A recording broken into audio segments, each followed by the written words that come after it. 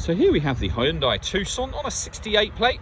I'm going to start off by showing you around the outside of the car, and then we'll hop in and run through some controls on the inside. But from the outside, you can see it's a 5-door car with alloy wheels and tinted windows. Let's start off inside the boot and then work our way around the rest of the car from there. So as we approach the boot, you can see we have reversing sensors, plenty of boot space as well, along with that 60/40 split folding rear seat, should you need to increase this space further. And then underneath this carpet section, a space saver spare wheel. Okay, so we're just going to work our way back round to the front of the car, and then we'll hop in and run through some controls on the inside. But now that we've done a full circle of it, you can see it's in excellent condition the whole way round. Just briefly before we climb in, I think it's well worth seeing the interior from this exterior point of view. There's plenty to run through on the dashboard, so let's hop in and we'll do that right now. Okay, now that we're inside the car, we're going to start with the dials. On the left-hand side, we have the rev counter, and on the right-hand side, the speedometer and fuel gauge. In the middle, you can see the total miles for this car, which are 14,488. Above that, we have a digital readout for the speedometer. That information can be changed using controls on the steering wheel for various different bits of trip computer information, and there are other menus available: satellite navigation, your tyre pressures, user settings, and then back round to the beginning again. To make those adjustments, I was using these buttons just here. We've also got cruise control and speed limiter over on that side of the steering wheel. On the left-hand side, we've got stereo controls and phone controls, including voice activation for the phone. You can't use those controls until such time as you paired the phone up, and that is done on the touchscreen over in the center just here. Hit the phone icon, and then from there you would hit add. We're going to hit cancel.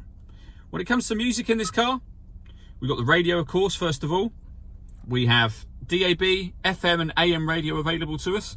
If you listen to your own music, you can do. Just hit the media button.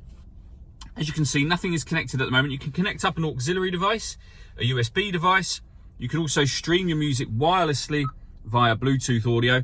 And on top of that, you'll see this car's got Apple CarPlay just there as well. So if you plug in your Apple device via the cable it came with, you'll be able to access that. If I put the car into reverse, we have a full colour reversing camera with guidelines showing you what direction the car is headed in relation to the images that you see on the screen. And this car's got satellite navigation. That's accessed via the navigation button. There's a video that shows how that works on our website and also on our YouTube channel as well.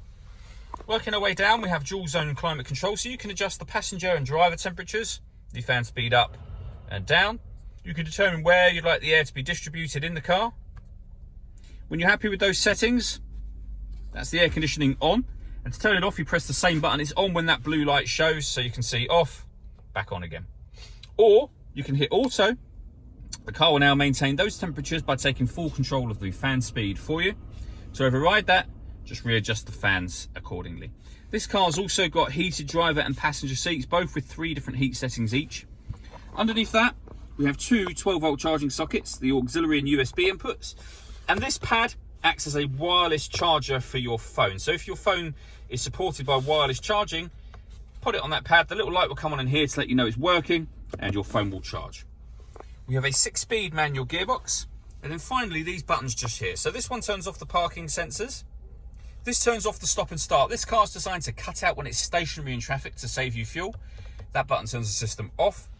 And these two I will show you on the screen here. So the first of those turns on downhill brake control, and of course turns it off again. The button above that will change the steering mode from normal to sport. So sport mode will be just a bit stiffer.